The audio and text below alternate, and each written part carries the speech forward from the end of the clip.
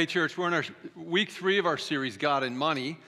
And if you're wondering, why are we talking so much about money, I want to assure you that we've really prayed about this, and we planned these series long in advance. And we want to bring things to you from Scripture that are really alive in your life, really relevant issues. And now I've been pastoring here at Christ the Rock in one way or another for almost 20 years, and almost nothing tears families apart like money.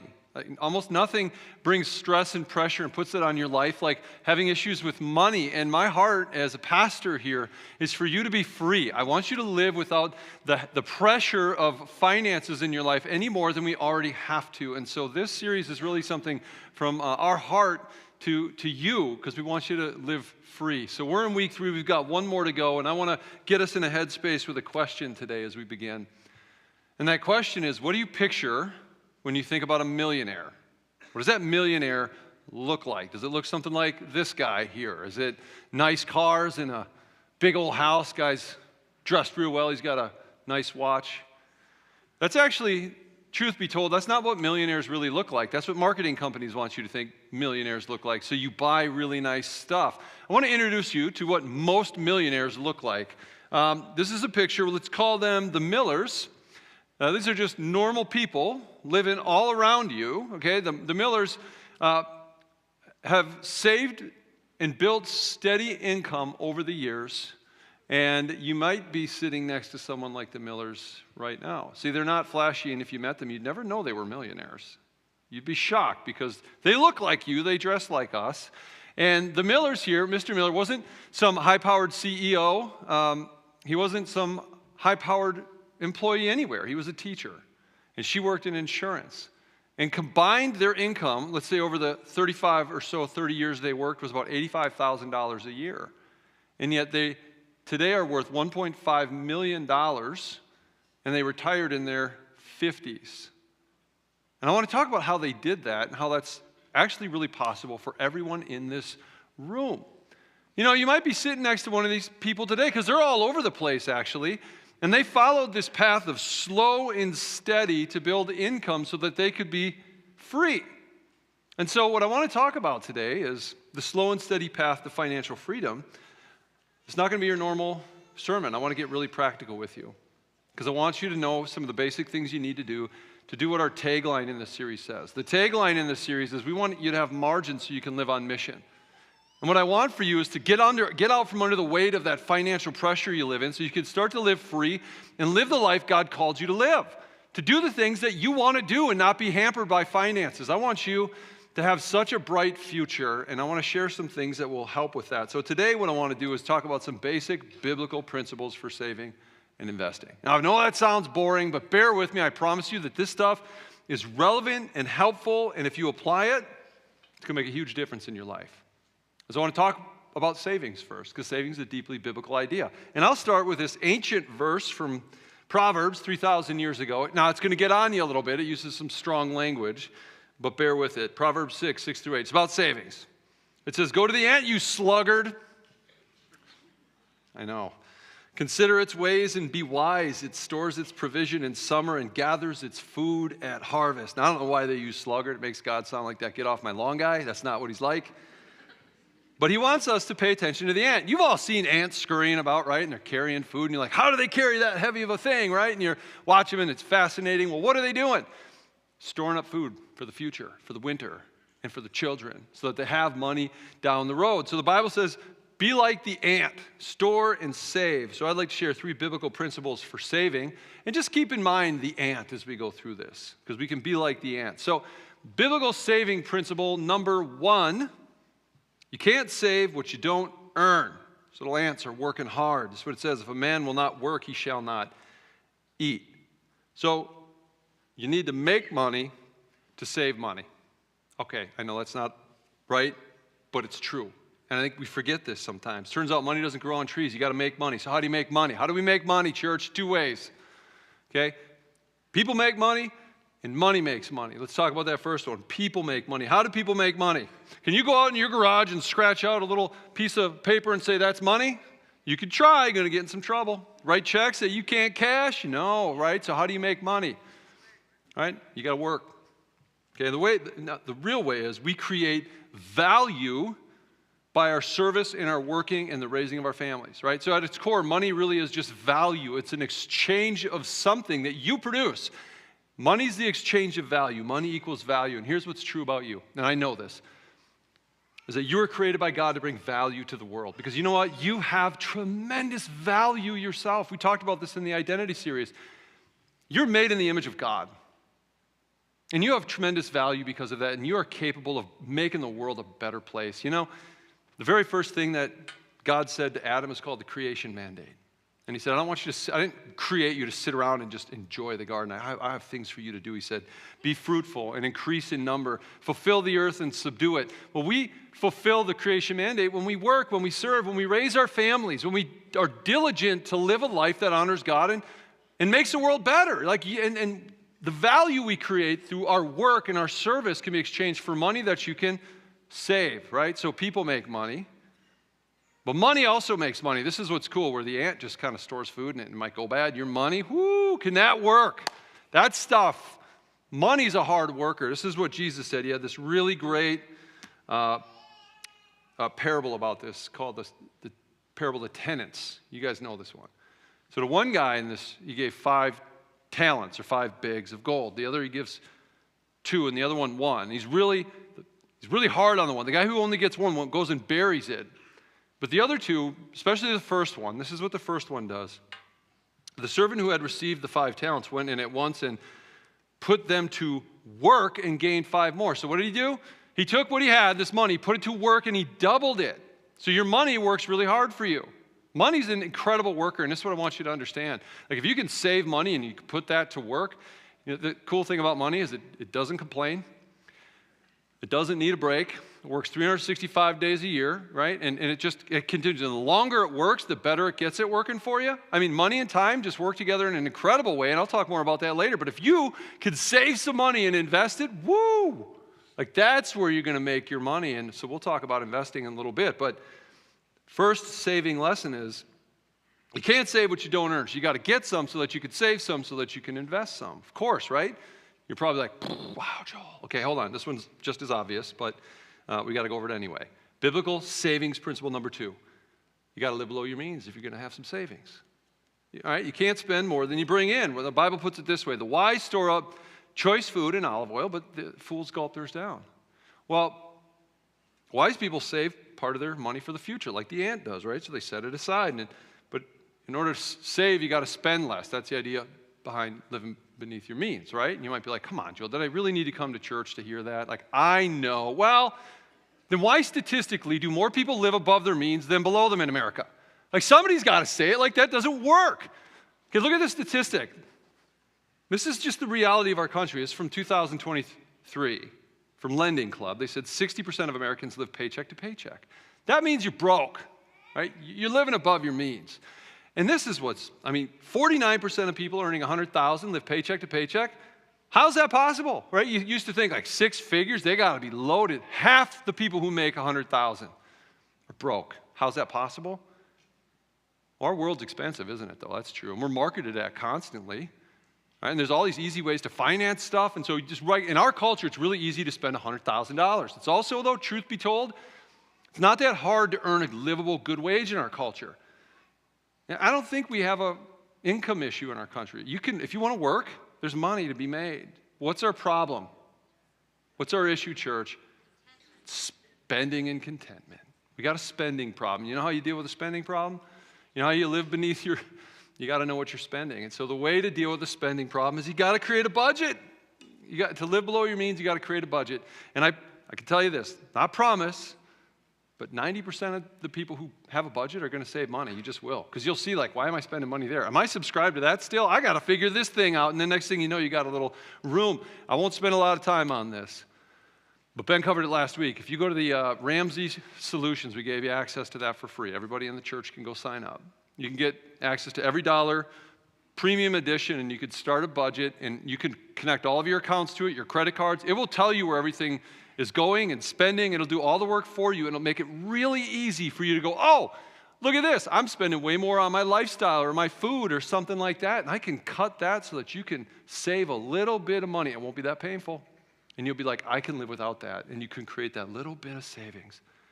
And here's the good news. Little goes a long way. Okay, now that's my last savings point. A little by little goes a long, long way. Proverbs 13:11 says, dishonest money dwindles away, but whoever gathers money little by little makes it grow. So you don't have to, savings doesn't have to be like, I'm going to drop all of my taxes in there. No, savings better just done little by little in tiny little increments. General rule of thumb is you want to save 15%. 15% of your income, because that adds up quickly. And most people are like, I agree, but they don't do it. We don't save 15% because we live above our means. Now, the reason I think that is because a lot of times we don't have a strategy and we don't know where to start. So I want to give you a basic strategy and a place to start with your savings. So you know, this is where I'm going with it, okay? So 3 essential categories for saving. First, emergencies. Second, purchases. And third, your future. Okay, that first one's where you start, though. You set aside an emergency fund. That's Ramsey step number 1. Set aside $1,000, and here's why I say that number. 44% of Americans can't afford a $1,000 emergency. So almost half of Americans just are buried. You got to sell something or you're in trouble. So what's an emergency? Well, that's any unexpected expense that if not dealt with promptly can have an immediate serious consequence for your life. That's not breaking your phone. Okay, that's something like one of 3 categories usually. Your home, your health, or your work. If it affects one of those, you got an emergency. And we all know this is true, right? It's only a matter of what before it happens? Time. It will happen. You will have an emergency. And imagine if you don't have that now. Yeah, we're trying to create margin. Just this one step alone, you might be like, oh, I can handle a car repair. And how proud you'll be of yourself if you can do that. So first step, get an emergency fund.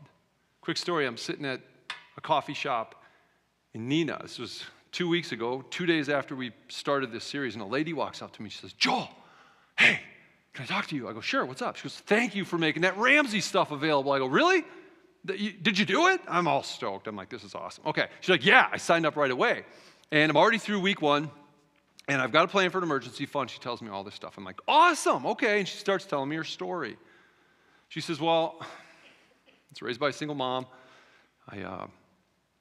She didn't teach me a lot about finances, so I've been living paycheck to paycheck. I'm in debt.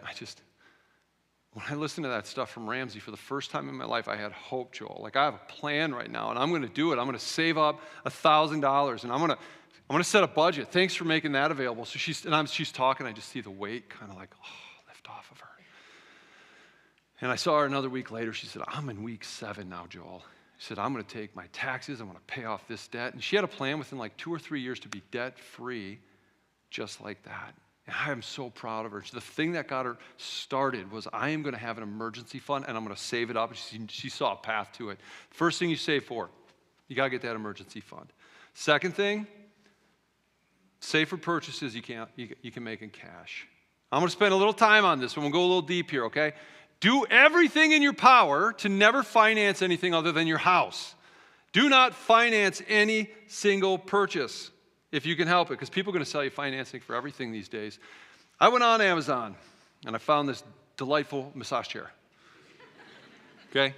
You can get that for $1,200. Now, before you add that, you might be like, oh, I want to sit in that. That sounds great. Now, you could buy that for $1,200, but before you even get that to your cart, they're going to give you 2 financing options. I made it really small so you can't see them. I don't want you to do it. But they're going to say you can have this. You spread that out over 3 years, and then we can have it delivered to your house in 2 days. You pay the low price of $60 a month. But on top of that, we're going to sell you a $17 a month policy. If something breaks on it, we'll come to your house and fix it, which they won't. But you can pay that. Okay, and so by the end of it, if you check out and go, I'm going to do all those things, you'll end up paying an extra $1,400 for a $1,200 chair. And you can have it tomorrow or in 2 days, right? Like, it is a scam. This financing preys on our need for instant gratification. Now, you got to promise me something, church. I almost didn't bring that example up. You got to promise me you're not going to go home today and go, guess what I learned at church? I can finance things on Amazon, and I'm going to get a chair. Don't give me that testimony, okay? Don't do it. You'll break my heart. And I know none of you are foolish enough to finance a chair, I hope. But there's a financing thing that gets a lot of us in trouble, and that's car loans. Okay? Almost nothing can keep you in bondage to to financial trouble like that. Now, this is what it says in the scriptures. I want to read this again. Proverbs 22:7 says, the rich rule over the poor, and the borrower is a slave to the lender. Financing a car, it's costly. And I want to be careful here because I know a lot of you have auto loans. Okay, and I'm not here to make anyone feel bad. I just want to go through the economics of it so you can see how much that really is costing you, okay? So if you buy a car, I'm going to go through some numbers here, okay? If you finance a new car for $50,000, maybe it's a $60,000, you buy $50,000, your monthly payment's about $977 per month at 6.78% interest. Okay, so if you do that and keep it 5 years, you'll effectively spend about $83,000 for that car over the life of that 5-year loan. I'm going to put some numbers up here. If you factor in depreciation, so that car in 5 years goes down to $20,000 in value, loses $30,000. So the effective cost is $63,000 because you can sell it for $20,000, and that means you're paying about $12,600 per year for that car, okay? Now the wiser thing to do, if a wiser person came along and said, I'm going to save up 20 grand and buy the car off the guy who just paid $83,000 because he's going to go finance another one. That's the way that works. They keep you in the system. That 5-year car, if you get that, it's still going to be awesome, okay? It's going to have all the bells and whistles. The seat heaters are still going to work, okay? It's still going to have Apple CarPlay, and you can drive it for 10 years. And if you do, you're going to save so much money, you're not going to believe it. And I'm going to try to show you, okay? So if you keep it for 10 years, you know how much it's going to cost you per day to ride that car? $6. You know what the other guy paid? $46. $46. What could you do with $40 a day? Think of how that would change your life. I'll give you an idea of what to do with it when we talk investing. But for now, especially young people, listen to me so closely, okay? Especially young people. If you're thinking about financing a brand new car, okay? What I want you to do, here's some pastoral advice. Go to the bank, get $240 of crisp $20 bills and put them in your glove box. And then when you drive away to your job the next morning, I want you to get out 2 of them, just crumple them up, throw them out the window. And I want you to watch the wind take them. Somebody else is going to get that money, not you. And I want you to do that for a week and let the pain of watching good money be flittered away be a financial lesson to you. And I'm sort of kidding, but if it prevents you from doing that for 5 straight years by driving a car you have no business driving, it will be one of the best financial lessons of your life. Nothing keeps you in bondage like financing a car. Save up your money for everything you can. Never finance any purchase so you can get out of bondage because they're going to want to keep you in there. Now, so the things you save for, an emergency fund first. Anything you're going to buy, don't finance it. The last thing is your future. That's what you save for. And the way you save for your future is invest in your money. Because we already talked about this. The ant's food goes bad. You know what? Money doesn't go bad. Money starts working for you really well. So you invest it. And it can grow through something called compound interest, which I'll get into in a minute. Now, I want to talk about 3 quick here. Biblical principles for investing. So we talked about savings. The Bible's really good about this. Talks about investing. So biblical principle number 1. Don't invest in things you don't understand. Okay? You got to understand this. By wisdom a house is built, and through understanding it is established. Through knowledge its rooms are filled with rare and beautiful treasures. Well, nobody builds a house without having some ideas of how a house is built. You don't just go to Home Depot and go, give me some wood, let's hit it. Same with investing. But investing's a lot easier, especially in the digital age, right? I mean, it's so much easier to learn. But the truth is, nobody knows anything about investing. Young people are like, I don't know, where do I start, right? Because you've got IRAs, HSAs, index funds, bonds, stocks, 529s, and then there's real estate, insurance, crypto. Everyone's talking about crypto. Should I invest in crypto? Probably not. Okay, don't start there. So where do you start? You might go, well, I'll get a financial advisor. That's what I'll do. Well, you might eventually want to, but I wouldn't start there because they sell services and products. Before you step into any relationship like that, you should know at least have some idea of what they would sell or how that works, okay?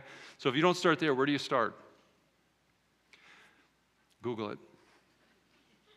I know I'm a little, do your own research, in other words. Read a book, take a class, do something that would help you gain the wisdom, knowledge, and understanding to at least basically invest. You spend 1 hour looking at it, you'll understand where to start. Or better, or better, download and sign up for the Ramsey stuff we're giving away. And I know I'm pushing that really hard, but they make it so easy. They're not trying to sell you anything, okay? This stuff really wants to help you move forward. So if you take Financial Peace, you will know how to invest. If you go to Ramsey Plus, they have all the audiobooks. You can listen to Total money makeover, I did. That made a huge difference. You'll gain the knowledge you need. If you can even get a Ramsey, appointed, trained up advisor to help you walk through the steps, it's so easy to do this. But the point is, don't invest in something you don't understand. But here's the thing, it's really easy to gain understanding. It's not hard if you spend it. Young people, you spend 10 hours learning how money works. Really, it's like you're probably paying yourself $10,000 to $20,000 an hour if you do that. You'll never pay yourself more, so you can do it. Biblical investing principle number 2. Don't put all your eggs in one basket. More relevant than ever, right? My wife came home from Costco the other day and said these eggs were $10. I said, have someone hold the door. I'm carrying that in personally. I thought, why don't they sell them in like cartons of 4 so that we can be I'm like, this is crazy. Waffle House, 50-cent surcharge on eggs, right? You got to be careful. If you drop all your eggs in one basket, they're all gone. Well, the Bible has the same idea about money. It says this in Ecclesiastes. Give portions to 7, yes to 8, for you do not know what disaster may come upon the land.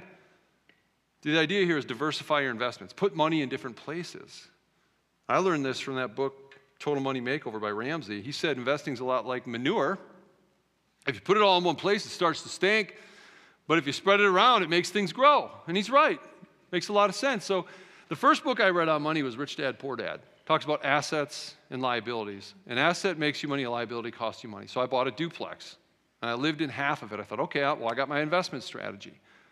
And I did a little more reading. I did some Ramsey. Said, no, get an IRA, and that's an individual retirement account. And I said, I can do that. I can invest in one of those. Everybody should have an IRA as soon as you possibly can. I really think that's true.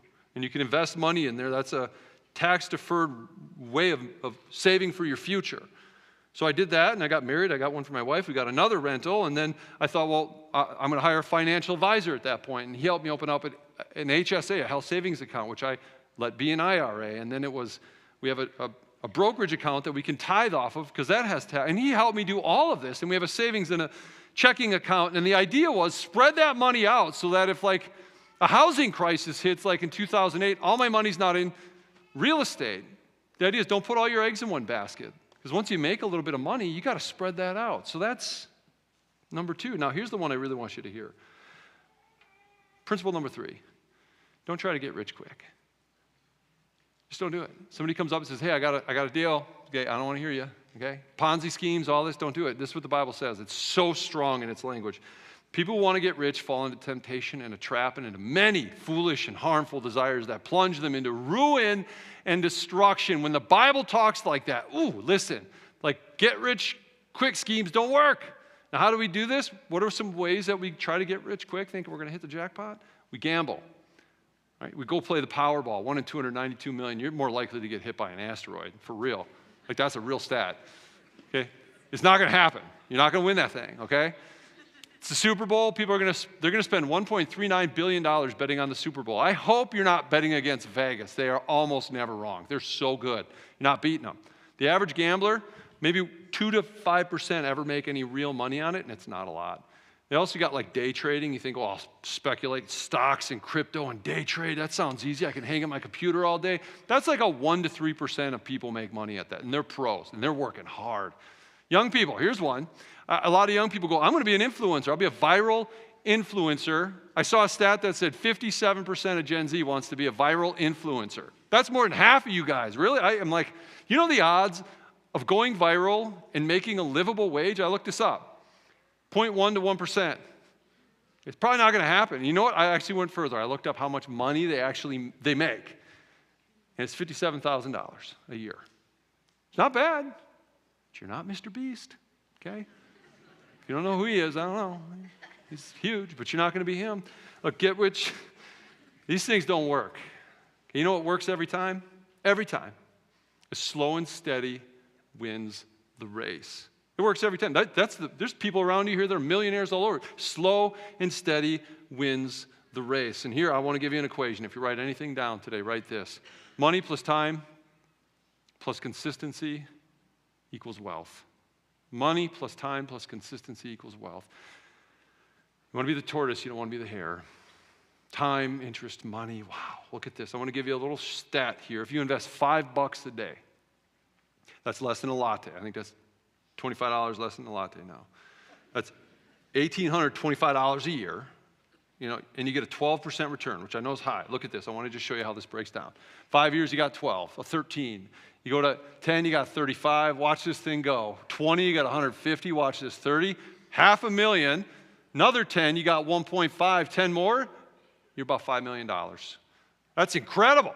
That's compound interest working for you. You might go, I'm not going to get 12%. Come on, Joe. Well, then maybe you only get $4 million instead of 5. But the point is, every working adult, okay, every working human being can set $5 aside to save for the future. And young people, if you do that at 18 years old, you will never have to worry about money. You just not live under that pressure because your future will be set.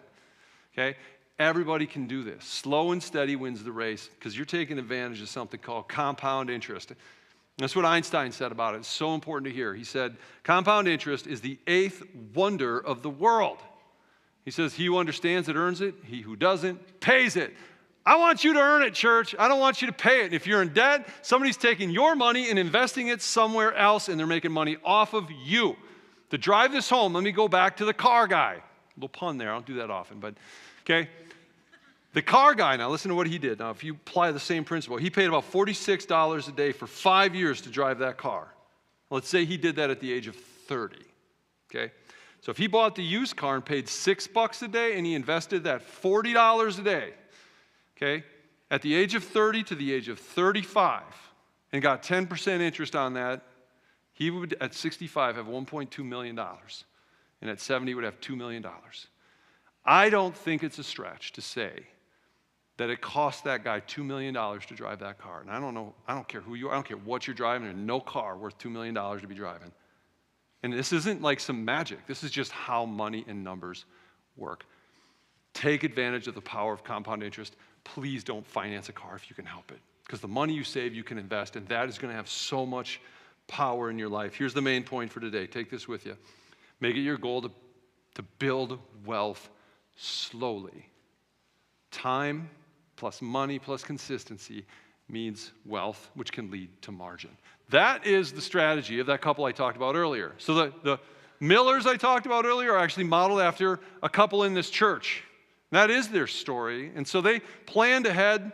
They didn't have crazy big jobs, but they invested their money and they were able to retire in their 50s so that they could live on mission. They had the margin to live on mission. And their mission was that they wanted to pour into this church and into their grandkids. And I promise you this, if you see a level of health in our church, they're part of the reason because they're pouring so much energy into making disciples in this church and leading that it's making a difference. And it's making a difference in the lives of their kids. And I believe every single person here can do that because these principles work. And I want that for you, and that's been my prayer for you, church. You can do this.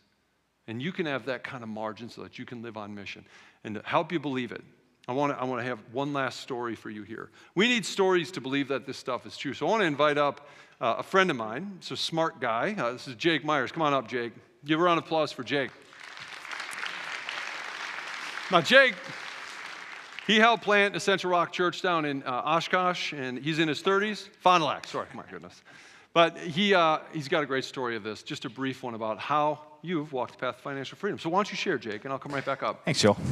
I'll get you that 20 later for talking up my intelligence. Appreciate that.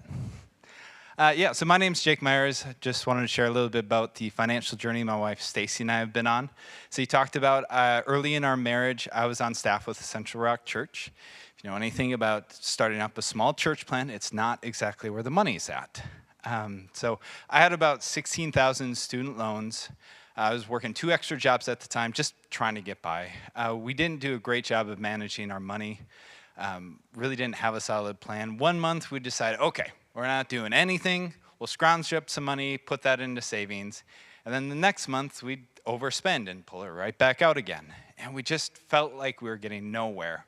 Any kind of extra expenses just were grounds for a fight between Stacy and I because honestly we just didn't have the margin for it.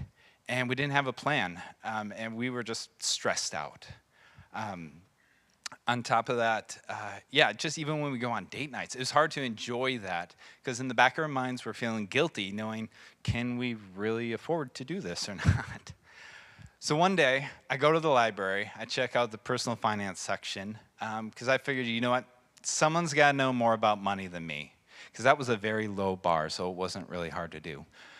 But I came across Total Money Makeover, and for me, I just dug right into it. It just laid out such a simple plan of straightforward step-by-step process to get to more of a stable place with your finances, as well as to build margin to start saving up for the future.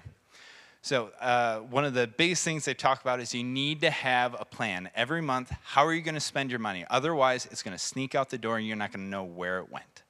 So Stacy and I started doing that. We'd sit down every month, talk through what's going on this month, how are we going to spend our money, and then stuck to it.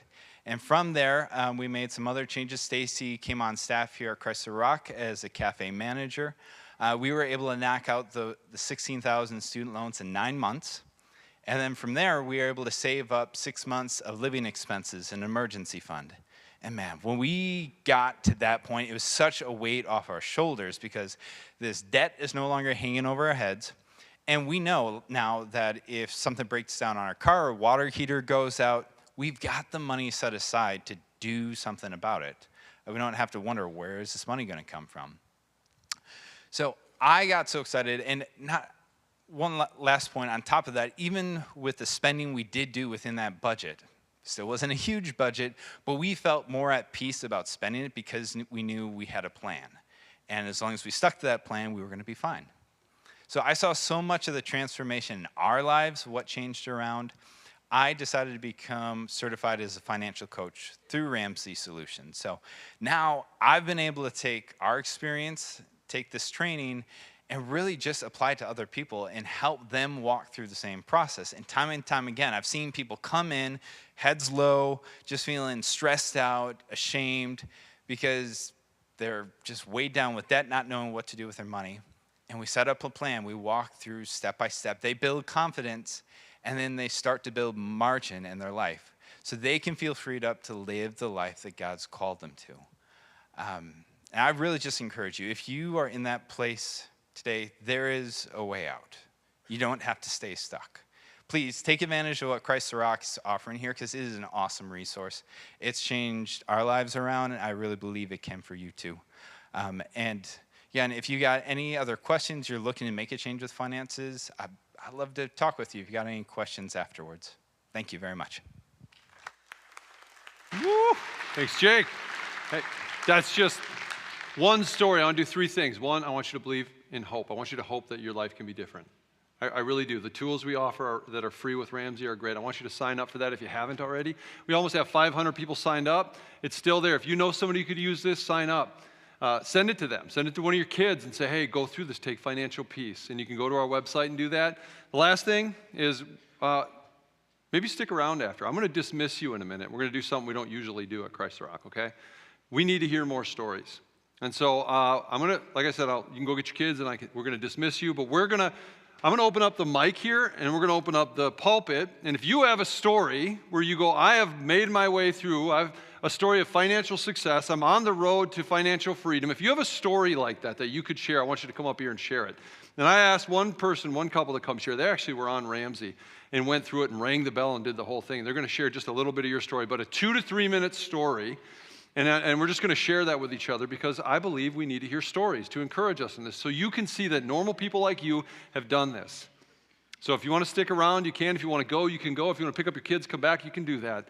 And so if you want prayer, we're going to do it over by the prayer room over there. If you want to talk to somebody, go talk to someone over there. I'm going to try to run the sharing up here. And otherwise, if you're free to go, just go watch the Super Bowl, enjoy it, and don't buy all the stuff they're going to try to advertise to you. So, church, we'll see you next week. God bless you. Love you. And hope you sign up. Take care.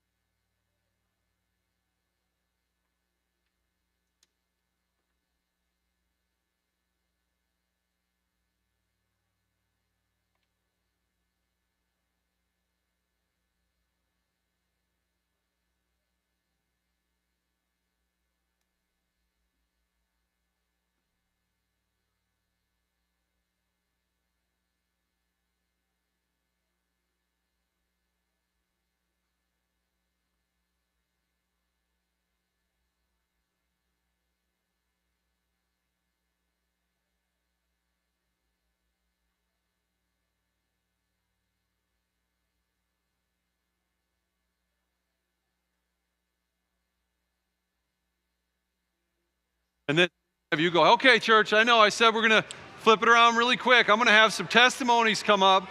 And we got the Waddells coming to share with us. So again, if you got a story and you're like, hey, I can give a testimony to this stuff working, to God's faithfulness, or just hang out and hear the story. But could you give it up, Randy and Amanda Waddell, right here from Christ the Rock?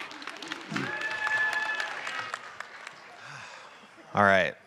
So we started this journey a little bit different. We were at a place in our lives where we were doing all right. We were both working, had 2 kids. But we wanted the opportunity to be able to have a 3rd child. And so we went through the whole budgeting process to see if we did that, could we afford to do that on one income? And when we did the math, we couldn't do that. And so we had to make a decision if we really wanted to go down that path, how are we going to do it? And our small group at the time was also interested in going through financial peace. And so we went through financial peace together as a group, and we were able to, at that time, we didn't have vehicle loans, but we had student loan debt, as well as our home. And just with the income that I was making, we wouldn't be able to pay that just with me working. And so we started, I think we already had an emergency fund at that time, but being able to fund that and then attacking our debt and aggressively attacking it. And so we were able to pay off our student loan debt, which I think between the 2 of us was probably around $75,000. We were able to get that paid off in 2 years, and we were able to, at that time, Amanda was pregnant, and we were able to go ahead and have her deliver and quit her job, and that was 13 years ago that she was able to do that, and we've been able to live financially off of just that one income by being able to put the principles from Ramsey that we learned into place. And I think one other big thing that was an answered prayer from God is that, I want to say even before we started Financial Peace, Amanda had a thought of a dollar amount that she wanted to be able to give on a monthly basis, which we were not able to give when both of us were working. But after we were able to go through Financial Peace and after we were down to one income, we were able to not only meet that financial goal, but we actually were able to surpass that. So really just think God did bless our obedience in getting out of debt and being able to then give back as well. I just want to add on, for those who dislike the word budget, it is not my favorite word. Anyone who knows me, I'm a shopper and I love it. But changing our perception through the Dave Ramsey series really helped us to know that the budget is not a constricting thing. It's more of a freeing thing because it tells your money where to go. And so we literally have budgets for different things that we want to do so that we make sure that we don't go back to the lifestyle in which we were in originally before we started the program. So very exciting to start. We'll be available to chat as well to see how it can be done, even if you were not raised with all the financial information that was presented in the series, but because we did not have a strong financial background either. So that's all. Thanks, you guys. Appreciate it, Randy. Thanks, Amanda. All right, we're going to keep sharing here. And again, online audience, we're still online. So I'm going to invite my friend Sarah up here. Sarah is sort of in my family circle here. This is my wife's brother's sister's sister. So the family connection here. But she's actually been on Ramsey and has an awesome story. So welcome, Sarah, everybody. Thank you. Yes, I hugged Dave Ramsey. It was amazing. I also met Rachel Cruz, and I think I blacked out for the entirety of the experience. So yeah, what you're probably thinking is, I'm not bad at money. I'm being the same as everyone else. I'm being normal. I can pay off all of the things that I have because I can make the payments. That's not how you should live. We're doing the same things. We weren't getting ahead, and we were mad about it. You have to get mad to start doing it. And what we did is my husband 7 years ago was like, hey, we should cut up our credit cards. And that's terrifying. But we were like, okay, let's do it. Let's go. Let's just go all in. So we had a little bit of credit card debt from like the month before. We paid that off. And what you do is you have the emergency fund, the small one at the beginning, and then you just pay down your smallest debt first. and then you just start going. You just start rolling the snowball down the hill, and it's amazing. So we paid that off. We paid off the little bit of a loan that we had from my mother when she helped us buy our house, which is wonderful. Then we were completely debt-free within 9 months. We're like, okay, except for our house, I should say. So we were like, this is awesome. Then we saved up the 3 to 6 month emergency fund. We picked up extra jobs. I drove a kid home from school 5 days a week for $5. It was not a lot of money, but it's $25 to $30 a month that you can use to spend on groceries because I have a lot of children. Anyway, and so you just start going. And then once you do, we paid off our house and everything in under, I think, 6 years, it was like over $100,000 in 6 years, while also buying 2 used cars with cash. We fixed our roof. We put 2 kids through braces, which is not inexpensive, which is lame. And we also fully funded my husband's MBA, which is over $20,000. Like, we did all of that within 6 years. And I had no idea what to do with money when I first started. But once you know, and once you have this set thing, I really, really recommend you to do the Every Dollar app. It is amazing. It is from Dave Ramsey because that's where we started with all of this. If you are not good at spreadsheets, you don't have to be. Get that app. It syncs to both mine and my husband's phone. Everything is laid out. It's so easy to do, and it makes budgeting actually fun, which is strange to say because that sounds terrifying. It doesn't sound like that would be fun, but it is. And you get done, and you're just like, holy cow, we have our house. It's ours. No one can take it. Like, it's our house. All the problems, yes, but it's our house. And nobody can take it from us. The bank can't take it, everything that we have. So right now we're saving to buy a car because I have a 15-year-old child that's going to be driving soon. And, you just kind of keep on going. And we have now fully invested 15% of our entire money every month we make goes into sinking funds or goes into like IRAs. We have 2 Roth IRAs, a simple IRA, HSA, and my husband's 401k. So, I mean, honestly, if we can do it, you can do it, and that's awesome. So go for it. It's totally worth it every time. And then you can meet Dave Ramsey, too. He's really nice. Give it up. Awesome story. That was fantastic. Just a couple more here. I want to invite Lucy Daniels up. She's got a story. Lucy's been, around Christ the Rock a fair amount, and you tell us your story, Lucy. Go ahead, grab the mic. Keep it close to your mouth. We're recording these too, so Lucy. Okay, hi everybody. If you have some challenges with money, I'm just here to offer encouragement and hope. My husband and I grew up differently. Our parents handled money very differently, and so we came from 2 really different backgrounds, and I did not believe in, debt or credit cards or any of that. And so as we started to go along financially, there was a lot of struggles between us and a lot of conflict about money. And I kind of stumbled on Dave Ramsey by accident. I wasn't really looking for him, but started applying the principles that he teaches. We had a lot of credit card debt, and he wanted to go on a family vacation one time, and I was like, don't even say the word vacation to me until we have all our debt paid off. But for him, that was like really motivating. So if you have that personality, where you need to reward yourself along the way, if you can set like little things up, like if I pay off this debt and you take a look at your future and you say, then I can afford to go on vacation, or if I can tackle debt, then I can afford, to have this or do this or have a dinner out or plan like little fun things along the way as you get into this.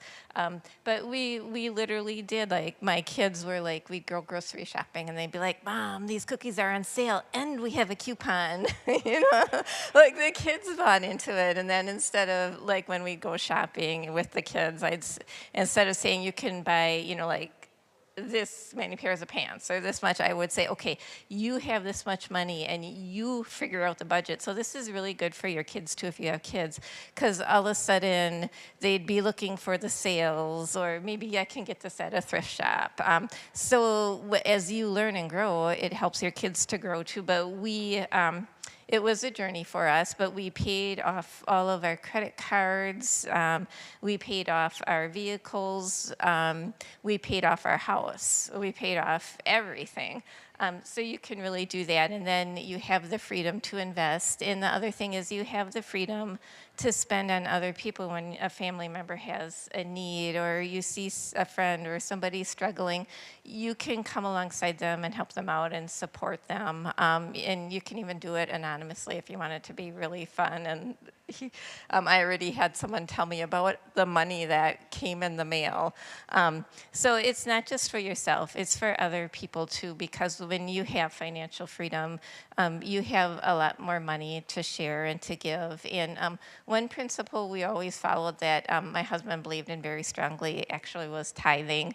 And Joel didn't pay me to say this, but in the Bible it does it does challenge you to tithe, and that God will, if you tithe, that God will meet your needs. And that doesn't mean, that you're going to become rich, but God will always come through and provide. So as we were paying off our debt, we always prioritize that too. And I just feel like God has really blessed us because we've honored him and believed, in what he taught in the Bible. Thank you. Woo! What a testimony. Especially that tithing stuff. I'm just kidding. I'm kidding. No, a couple more. And again, you can stay or go if you want to, but AJ, why don't you come up, share a little word here. Again, there's online. I think we're still rolling, so. Brief. I'm AJ. I'm excited to be here. I'm grateful for Joel. I'm grateful to be here. And I just want to share a quick story about a young man who was 19 years old, broke, busted, worried, not debt-free, and how a man came into his life from this church. His name's Ben. So if you ever meet a guy named Ben, it might be him.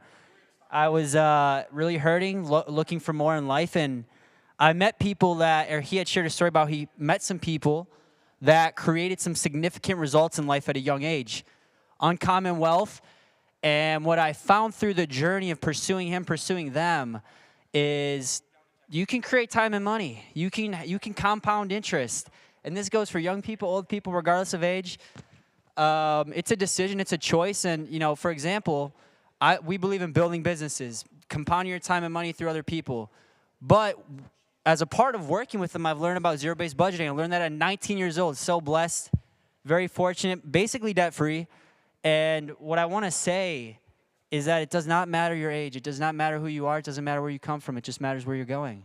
And we have a place in heaven. And God loves us. God loves us so much. So, that's all I got. This is way less than the time that you gave me, but I just wanted to make it brief. So. Thank you. Appreciate it. Hey, I'll just open it up. Anyone else got a story they want to share? And we'll close it up. I know you got to get to that Super Bowl, but we did it. It's not for a while yet, so you got time. Anybody else with a story? Julie, you want to just give a quick little one? We'll just get this on tape here and encourage you with this, and then we'll dismiss. Julie's got a story for us.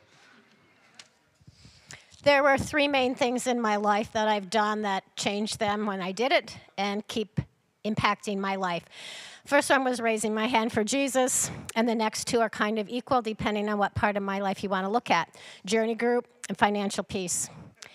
I was never taught to save as a child, as a young adult, and when I was married, my husband did not know how to save either, so we lived paycheck by paycheck and had serious debt. Roll forward many, many years, about 10 years ago, I took the Dave Ramsey class. He teaches you to live like no one else so you can live like no one else. And that means, as Joel mentioned, buying a car with cash, not buying things on credit, not buying anything you don't really need, so that you're living like no one else, so that later you have money. As some have indicated, that later you can help other people, so you're living like no one else, because who does that? I agree with the thing about the budget. At first it sounds like a bad word, but now it's a wonderful word to me. The budget makes you look at every dollar. And in the past, I would look at my checkbook afterwards, not even my budget, but I'd have 20 extra dollars. I'd go to the grocery store what I needed, and I'd buy a few other things, or I'd buy something else I didn't need, which would make me happy for an hour or a day. But instead of naming those last dollars to go into savings and watching that amount change and finally having saving. Tithing is the main thing also in financial peace. If you tithe, God's going to bless that, and he does. Emergency funds have been talked about. Getting out of debt. The program teaches you what to tackle first and to get out of debt, and then use that money that you have to pay the bigger debt and keep going. And investing. I never thought I'd be able to say I'm investing money. So all I can say is I want to encourage you to grab that card. Take a chance on this. I can guarantee if you start doing what the program tells you to do, you will be blessed. One last thing, they encourage couples obviously to try to work on this together. Sometimes that's hard, but try to struggle through that, especially you who really want to do it and the other guy doesn't. But as a single person, the program encourages a single person to ask someone into your budget, to look at it with you, someone that you trust, who can just question you. You don't have to do what they say, but it kind of helps to have someone say, why do you spend that much on that? So do that too if you need to. So thank you, Joel. Appreciate it. Hey, and thanks to all of you who stuck around for this. You know, we want to capture stories, tell stories. Just want to encourage you, talk to people who might need this. If you have someone in your life who needs the Ramsey stuff, send it out, give it to them. You can give it away. Keep praying for our church. I really want to see our church free. I want to, out from financial debt, and your stories really help, so thanks for sharing them. And maybe down the road we'll use them, you know, because we recorded them. So if we do, I'll make sure to reach out to you for that. Otherwise, thanks for being here. If you want prayer, you want to talk to anybody, I'm going to hang right here. So thanks, church. Love you, and we'll see you next week. Take care, everybody. Great week.